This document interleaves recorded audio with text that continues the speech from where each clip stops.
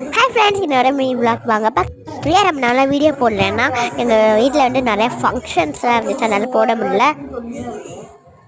இங்கே பாருங்களேன், பூனை க்யூட்டாக மியாவ் மியாவுன்னு கட்டுது.